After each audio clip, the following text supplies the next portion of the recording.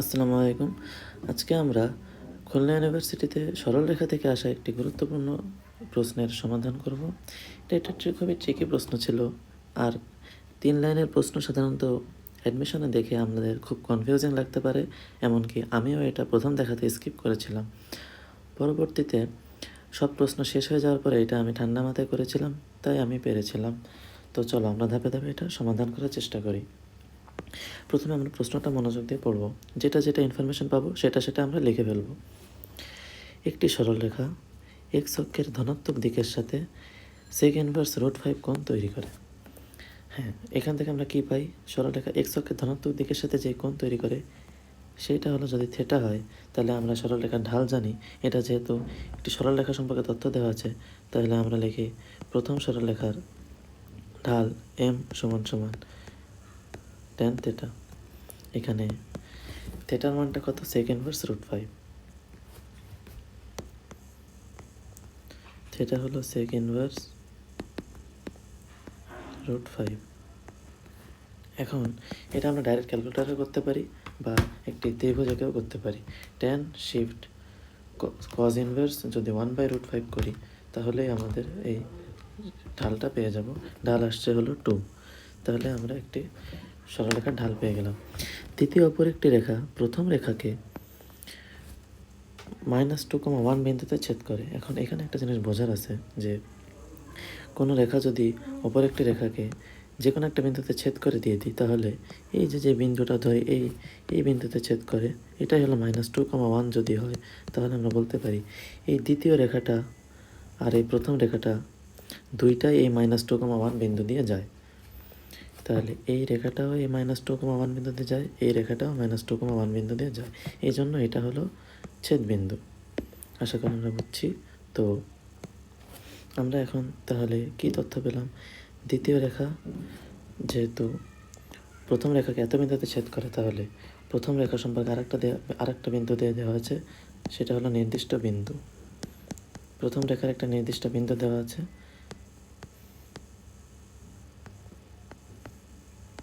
-2,1।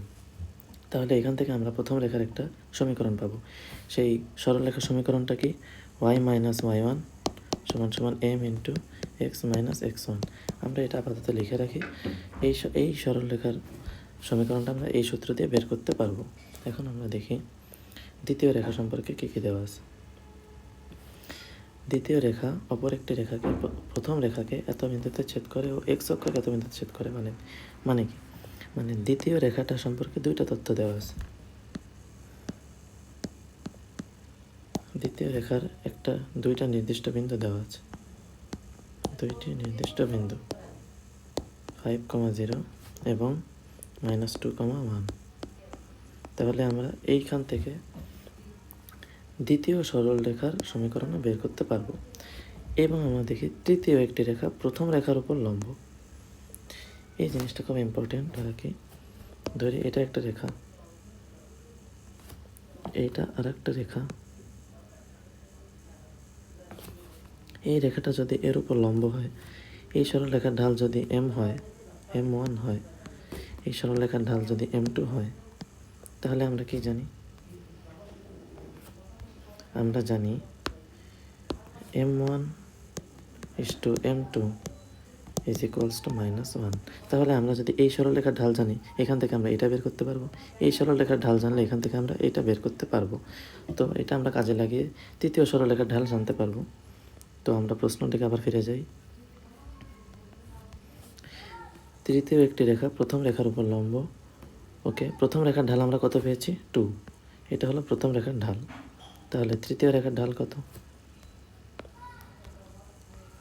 তৃতীয় রেখার ঢাল হবে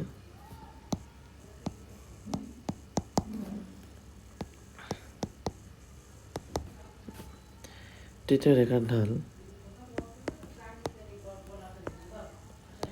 m = -1/2।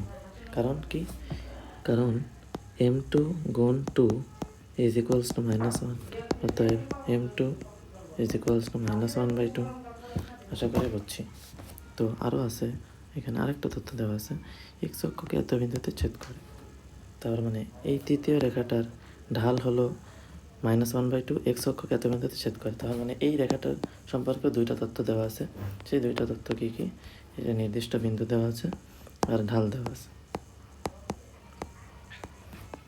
নির্দিষ্ট বিন্দুটা কত? 5,0। তাহলে এই তিনটা সরলরেখারই আমরা বের করতে পারবো। এরপর আমরা দেখি প্রশ্নে মেনলি চাইছিলটা কি। প্রশ্নে চাইছিল রেখাত্রয় দ্বারা গঠিত ত্রিভুজের ক্ষেত্রফল। এখন তিনটা রেখা যেহেতু দেওয়া আছে, তাহলে তিনটা রেখা দেওয়া থাকলে এই তিনটা রেখার তিনটা ছেদবিন্দু পাবো। সেই তিনটা ছেদবিন্দু থেকে আমরা ক্ষেত্রফল বের করতে পারবো। তো আমরা এখন চিত্র আঁকায় দেখি কোন তিনটা ছেদবিন্দু আমরা পাচ্ছি।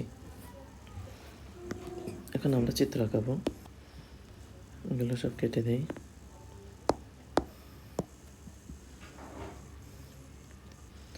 এখন আমরা চিত্র আঁকাবো। এটা নেই,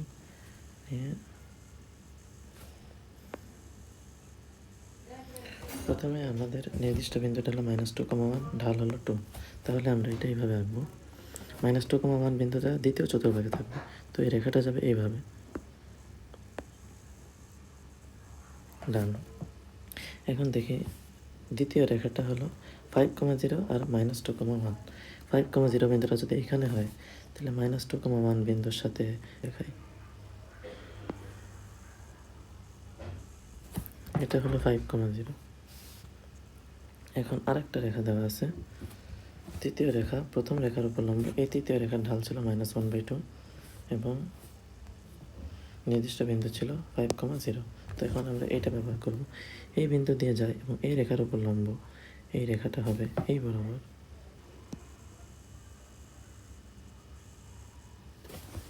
ধরি এটা সেই 5,0, এটা হলো 5,0।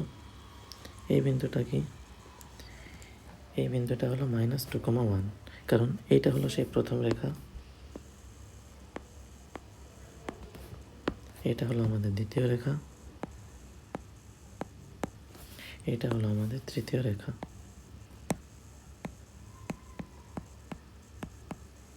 তিনটা রেখা পেয়ে গেছি, তিনটা ছেদবিন্দু আমরা পেয়ে গেছি। এখন আমরা নির্ণায়কের মধ্যে বসাই দিলে আমাদের হয়ে যাচ্ছে। এখন দেখি তো এই বিন্দুটা কত? -2,1। এই বিন্দুটা হলো -2,1। এই বিন্দুটা কত? 5,0। এখন এই বিন্দুটা আমরা জানি না। এই বিন্দুটা জানার জন্য আমার দুইটা রেখার ছেদবিন্দু লাগবে। এখন এই রেখাটা কি? এটা হলো প্রথম রেখা, এটা হলো তৃতীয় রেখা। এই দুইটা রেখার ছেদবিন্দুটাই তো এই নির্ণেয় ছেদবিন্দু, যেটা আমাদের জানা থাকলে আমরা ক্ষেত্রফলটা বের করতে পারবো। তো এর জন্য আমার প্রথম রেখার সমীকরণও লাগবে, তৃতীয় রেখার সমীকরণও লাগবে। আমাদের প্রথম রেখার সমীকরণটা কী হবে? y - y1 m × x - x1 দিয়ে করব। তো আমরা করি y - 1 =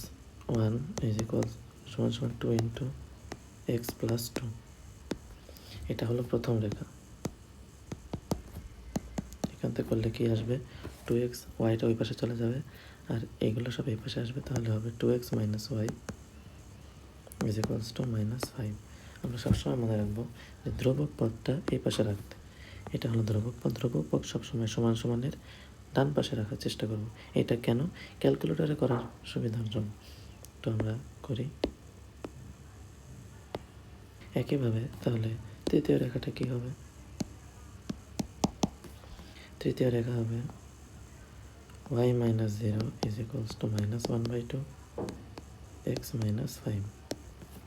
তো এখন আমরা বাকিটুকু করি। এখানে আমরা কি করব? এটা 2টা এই পাশে নিয়ে যাব, মাইনাসের সাথে এক্সট্রা গুণ দিব, দিয়ে এক্সটা এই পাশে নিয়ে আসবো। তাহলে কি হবে? x + 2y = 5। এখন আমরা দুইটা সমীকরণ পেয়ে গেছি। এখন আমাদের এই ইয়াটা লাগবে, এই একটা সমীকরণ, এই আমাদের আর একটা সমীকরণ, যে দুইটা আমরা এখন ক্যালকুলেটরে বসায় সমাধান করব। ছেদবিন্দুটা পাবো। সেই ছেদবিন্দুটাই আমাদের কোন ছেদবিন্দু? সেই ছেদবিন্দুটাই কিন্তু আমাদের এই ছেদবিন্দু, এই ছেদবিন্দুটা। আশা করি দেখতে পাচ্ছেন এই ছেদবিন্দু। এই ছেদবিন্দুটা পেয়ে গেলে আমরা নির্ণায়কের সাহায্যে 3 বিন্দু দেওয়া আছে, আমরা ত্রিভুজের ক্ষেত্রফল পেয়ে যাব। আচ্ছা, তাহলে যদি আমরা একটা সামারি করে দিই তাহলে কি হবে? তাহলে প্রথমে আমাদের কি দেওয়া ছিল? প্রথমে একটা সরল রেখার একটা ঢাল দেওয়া ছিল, ঢাল বের করেছিলাম আমরা 2। তো 2 ঢাল বিশিষ্ট আর -2, 1 বিন্দু দিয়ে যায় এই রেখাটা হলো এইরকম। এবং আমাদের আর একটা জিনিস বলছিল, এই -2, 1 দিয়েই যাবে এবং এক্স অক্ষকে 5,0 বিন্দুতে ছেদ করে। এটা হলো এক্স অক্ষকে 5,0 বিন্দুতে ছেদ করে। এটা যদি আমরা 5,0 ধরি, আমরা যদি দ্বিতীয় রেখাটা আঁকি,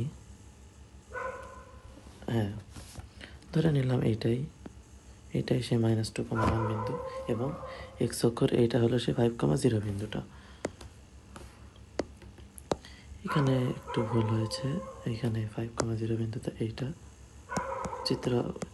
চিত্রের জন্য এরকম হয়েছে, সমস্যা নেই। এবং আরেকটা বিন্দু কোনটা? আরেকটা রেখা হবে এই 5,0 বিন্দু দিয়েই যায় এবং প্রথম রেখার উপর লম্ব। এইটা হলো আমাদের প্রথম রেখা, এই রেখার উপর লম্ব এবং এই বিন্দু দিয়ে যায়। এখন হয়েছে, এই যে প্রথম রেখার উপর লম্ব এবং 5,0 বিন্দুগামী। এখন আমরা কি দেখতে পাচ্ছি? আমরা এখানে এই ত্রিভুজটা দেখতে পাচ্ছি, এই ত্রিভুজের ক্ষেত্রফল বের করার জন্য আমাদের 3টা বিন্দু দেওয়া আছে, 3টা বিন্দু আমাদের দরকার। তো এই বিন্দুটা আমাদের 5,0, এই বিন্দুটা হলো -2, 1 আর এই বিন্দুটা আমাদের দরকার। এই বিন্দুটা বের করার জন্যই, এই বিন্দুটা বের করার জন্যই আমাদের এই সরলরেখা আর এই সরলরেখার ছেদ বিন্দুটা দরকার। বিন্দুটা বের করি, বিন্দুটা কত হবে? যদি সমীকরণে বসাই 2 - 1 -5 1 2 5, তাহলে -1 -1, 3। এখন আমাদের জাস্ট নির্ণায়কের সূত্রটা জানা থাকলেই হয়ে যাচ্ছে। তাহলে ক্ষেত্রফল কী হবে? 1/2 ইন্টু আমরা জানি x1 x2 x3 y1 y2 y3 1 1 1। তাহলে আমরা এখন বের করব, এখানে বেশিরভাগ শিক্ষার্থী তাড়াহুড়ার কারণে x1-এর সাথে যে y1 বিন্দুটা আছে ওইটাই দিতে হবে, এটা ভুলে যায়। মাঝে মাঝে ওরা x1 একটা দেয়, যেমন এখানে -1 দেয়, আর y1-এর ক্ষেত্রে দেয় 5,0 এই 0 বিন্দুটা দিয়ে দেয়। ওইটা আমরা করবো না, আমরা খেয়াল করে ভালো মতো বসাবো। কারণ শেষ পর্যন্ত এসে অনেকেই ভুল করে ফেলে। অনেক সময়ের মোটামুটি একটা ভাবনা চিন্তার অঙ্ক দিছে, তো সময় কম যেহেতু অনেকেই ভুল করে ফেলে। তো আমরা x1 কত পেয়েছি? x1 যদি এটা বসাই -1, তাহলে y1 বসাবো 3, -1 3, আর এখানে বসাবো 1। তো আর একটা বিন্দু কী ছিল? 5,0। তো এইখানে যদি আমরা 5 বসাই তাহলে এখানে হবে 0, এখানে হবে 1। এবং আরেকটা বিন্দু ছিল -2, 1, তাহলে -2, এখানে যদি 1 দিই এখানে আমাদের 1 হবে। তো আমরা যদি এখন এটা সমাধান করি তাহলে আমাদের উত্তর আসবে -2 ইন্টু আমাদের এইটার উত্তর আসে হলো 15। অ্যাকচুয়ালি -15 আসে, কিন্তু ক্ষেত্রফল যেহেতু কখনো ঋণাত্মক হয় না, তাই এখানে আমরা মডুলাস নিয়ে নিতে পারি।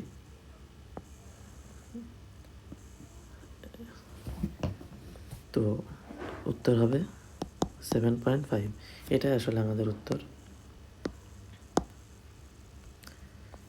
খুবই চমৎকার একটি প্রশ্ন ছিল।